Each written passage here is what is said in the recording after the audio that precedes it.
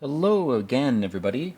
This is your host, Madman, and this is episode 6 of season 3 of Aeon Flux Re-Erasure. This is a very complicated episode. There's a lot going on here. It's not like that's a common theme in this series.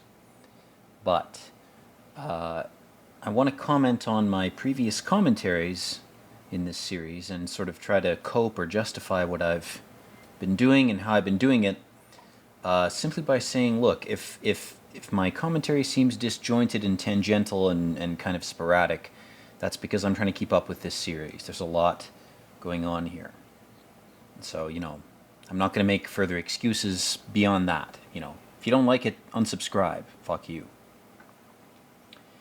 So, this episode begins with an interrogation. Trevor's trying to plumb some guy's memory about his interaction with Aeon. Meanwhile, he's got this weird creature with this pink pill inside it. This little fluoride capsule that makes you forget yourself.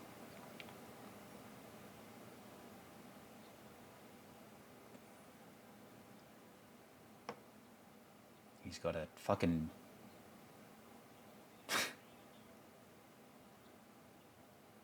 Man. Trevor's fucking truth machine, whatever the fuck it would be called in this series, is failing him. He's getting pissed off. He's losing his cool. Meanwhile, Aeon's got this creepy little blackmail message. You wouldn't want your Monican friends to know you fucked Trevor.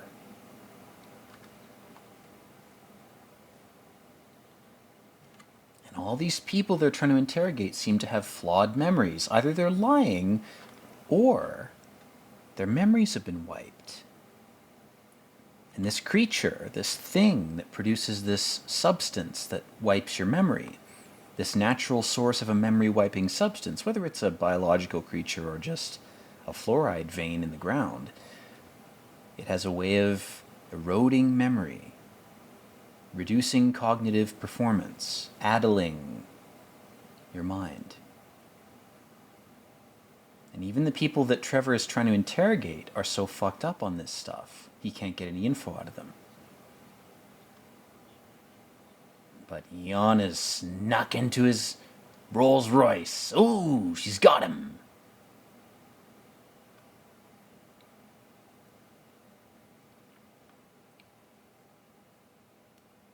God damn, the animation in this is fucking great, man. Cowboy Bebop is great, but, I mean, if you watch this, it just blows everything else away. You just keep watching this for the rest of your life. It's all you need to watch.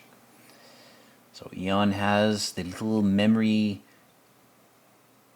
I don't even know what the fuck that thing is. It's some kind of little reptile beaver rat thing. I don't know what it is. She's got the sample and she's disguised herself as one of Trevor's guards. Now she's infiltrating his little operation. Just casually strolling by, paying the cameras no mind.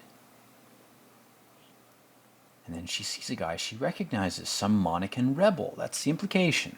It's not explicitly stated to you, it's not told to you, it's not explained. But the implication is this guy is an ally of Aeon's. And he's brain dead, he's brain raped. He doesn't remember who she is, but he remembers they had a relationship. It's only his subconscious that's intact, so he just wants to grab her boobs and suck out the milk. He just wants to fuck her. That's all he remembers. All he remembers is subconscious, because his conscious mind has been fluoridated to death. And she's trying to sneak past this chick, and this girl's so desperate, so paranoid. She goes, I'm not going to hurt you. And this chick is so stupid that she cuts Aeon's thigh and it's bleeding now. And she runs away.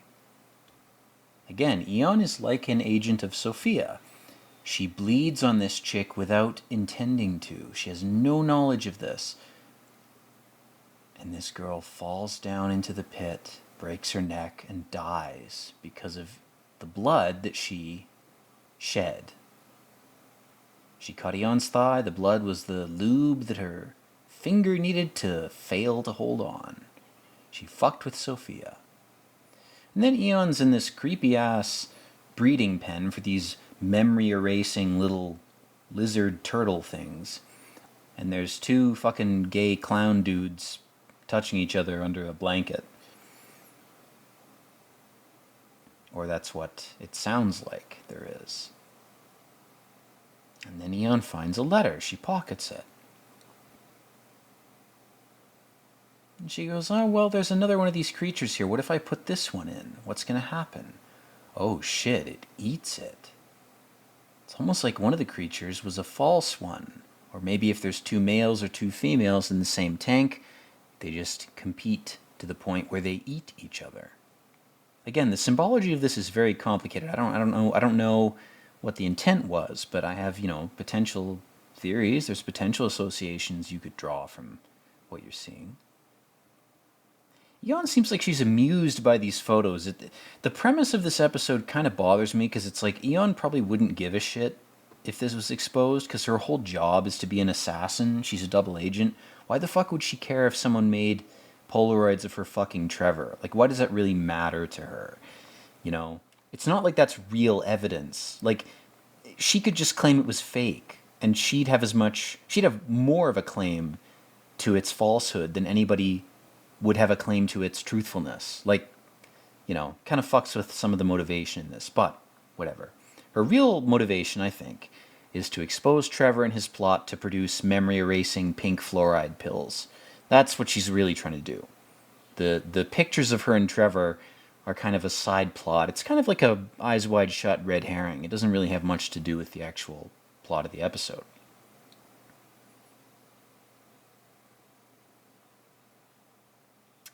So she's teamed up with this guy, and she goes, are you into BDSM? And he goes, well, maybe I am, and maybe I'm not. But I don't know who you are. And this brown guy, he thinks that this chick, Aeon, is an ally of his GF, who's imprisoned.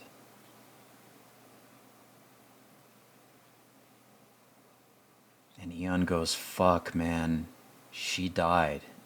And it was an accident. And this poor fucker.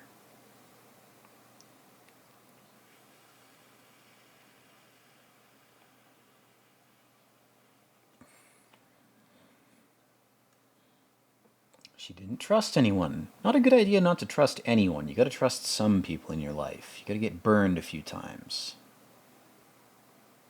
And Aeon's just trying to comfort this guy. She's trying to help him. She's trying to atone. And she goes, in her secret agent femme fatale fashion, she's like, well, my first instinct is to offer to fuck you in recompense for what I've done to you. Very cold, creepy impulse that Aeon is not aware of. She's not self-aware. In the same way Trevor's not self-aware that he's a totalitarian megalomaniac, Aeon is not aware that, her flaw is that she's a terminally manipulative femme fatale, sex psycho.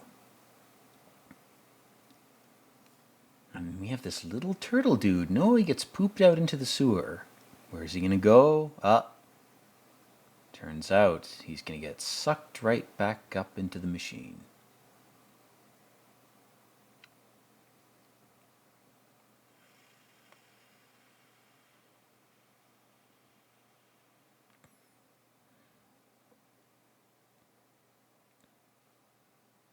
Captain Pegleg, he analyzes these things.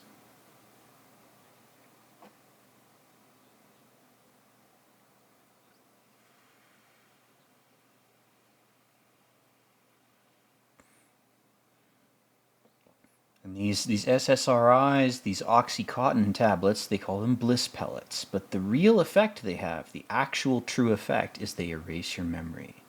It's almost like trying to avoid memory or suffering, or memory of suffering, is a sort of sunshine of the spotless mind thing, where if you try to avoid something, you are making yourself even weaker to it. You are raping your own brain with the help of a drug.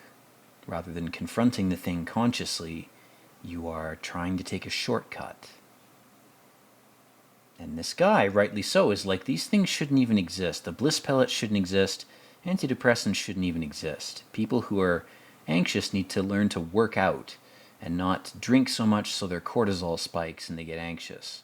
Or whatever the flaw or the mistake that they're making is. It needs to be exposed so that the person can truly heal.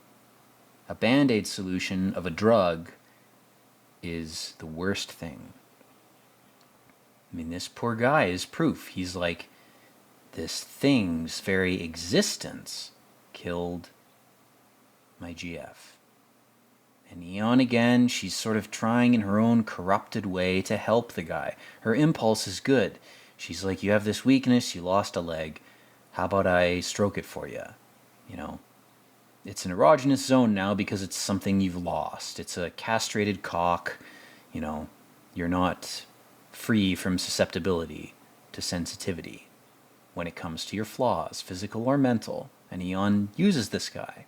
But she's trying to help him. She's actually trying to give him herself as a gift to try to help him.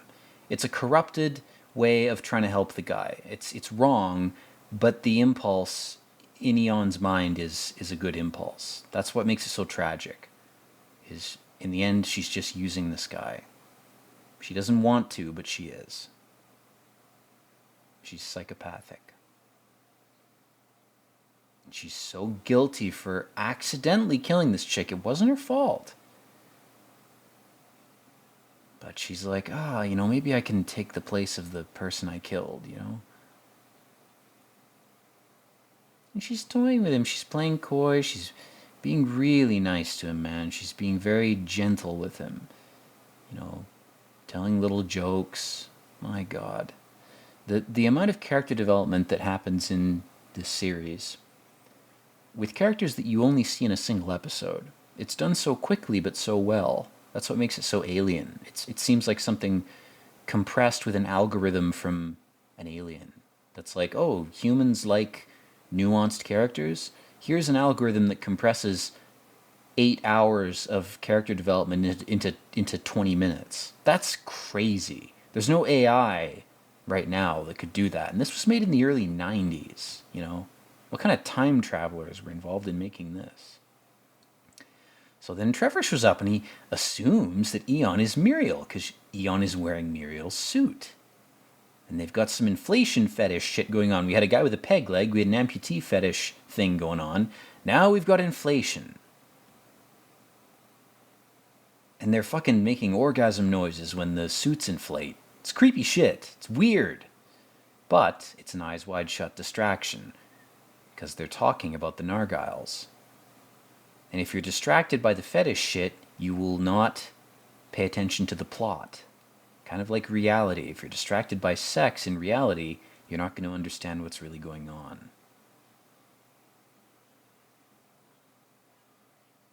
Aeon, I get the sense she's pretending. She's performing.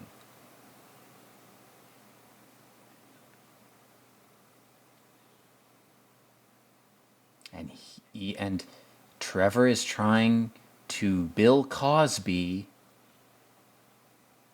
this chick. But it's not the real woman, it's Aeon. It's not Muriel.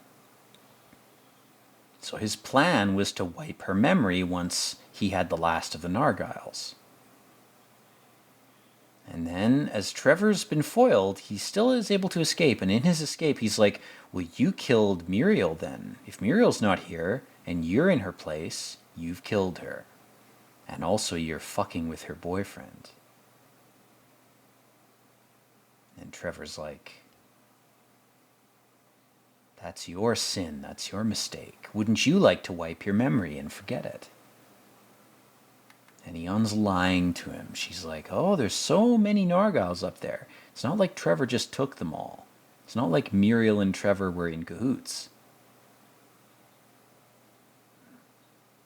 But this poor motherfucker, he's found the pictures.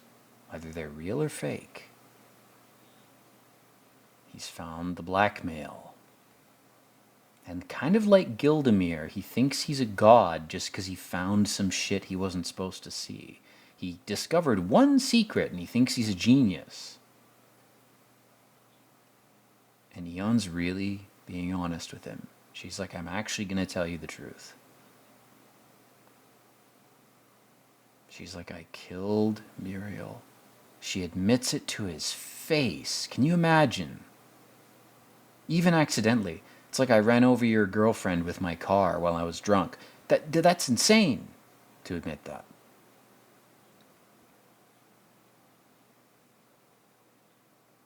And Eon's like, I didn't expect to actually be compelled to try to atone in the ways I have. My own flawed ways of atoning sexually or whatever.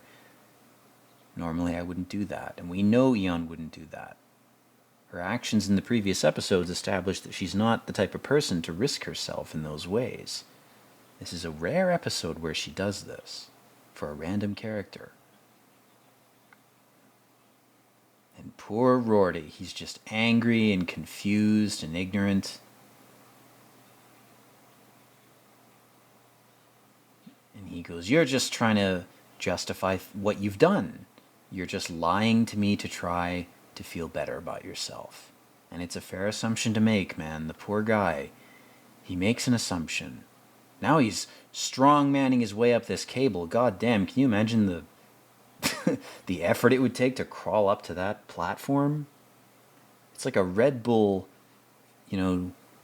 Baumgartner jump height. Can you imagine crawling up that on your own? This guy's an Ubermensch. God damn.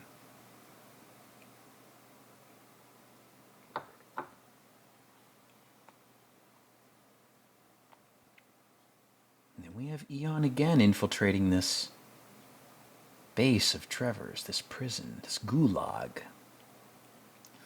She's in Ukraine trying to free the epic Ukrainian soldiers. God, she slips on the same smear of blood. Holy fuck, that's dark, man. She's trying to see if this chick survived.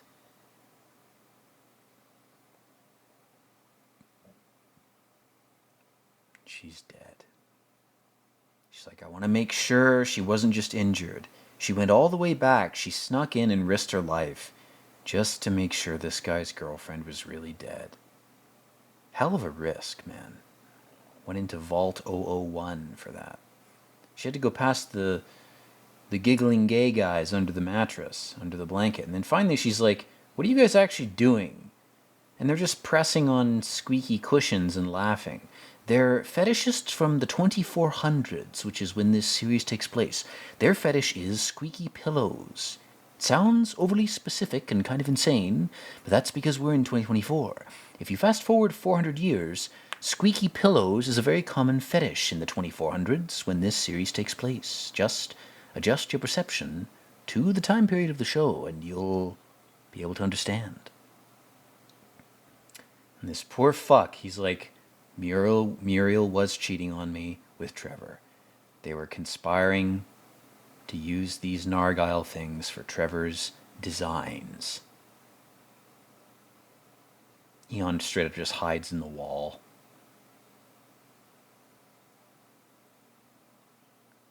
Poor Rorty, man. I call him Rotary Rorty because he drives an old Mazda. But it's not Rorty, it's Trevor.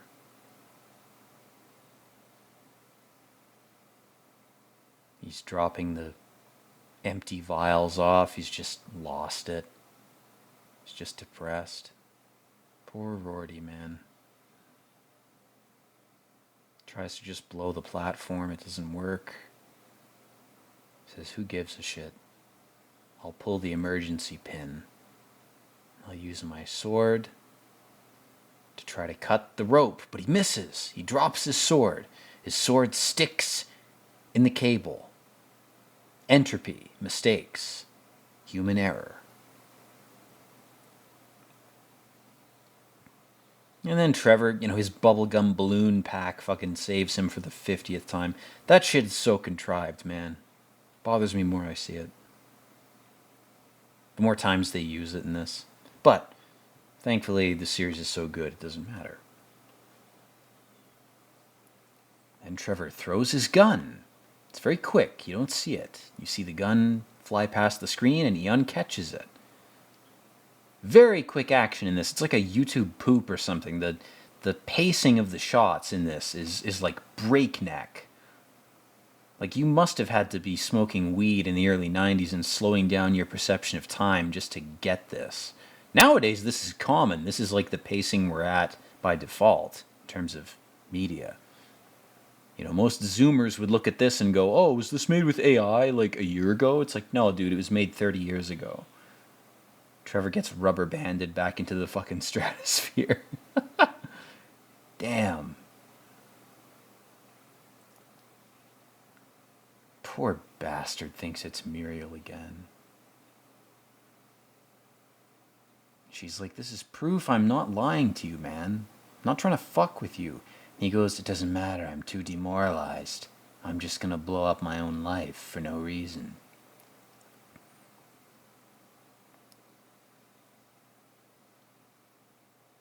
And she goes, what if I kill you? And he goes, ooh, I thought you would. And she goes, well, I'm not gonna do it then. I'll deny you the sexual power move of killing you, because you assumed I would. It's the credo of this whole series, credo of the West. Very strange and creepy thing. What's even stranger and creepier is that it consistently works. It works for us.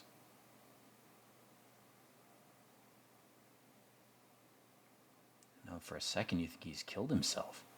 And he gets up. And he's taken the bliss pill. You didn't start taking Zoloft. Oh my God, you don't even remember who you are anymore. That's what he's done. He wiped his own brain. It was too much for him. And Trevor contradicts himself in this monologue. He goes, we're not what we remember. Learn from your mistakes so that you can repeat them precisely. Stop, erase. Very creepy shit. Brings to mind reincarnation. And we have a repeat of the title card here, just to fuck with you. That ending is supposed to say to you, if you don't learn from your mistakes in life, you'll repeat them. That's the epic karma reincarnation credo. What this is saying is, no, you have to repeat them even better than you did before. You have to sin more precisely and more perfectly to show yourself what your flaws are. And trying to transcend or avoid those actions or those sins is what keeps you in the loop. The loop of getting your memory erased and being reincarnated. Again, very weird esoteric occult type shit. Very creepy. No validity to any of it. I certainly can't speak to it. But I can speak to the quality of this series. And I'm glad you guys are still watching with me. I appreciate you. Grateful for your viewership. And I hope you're doing well in your life. We're long over the end of the episode, so I'm going to end things here. But thank you for watching again. And as always, peace out.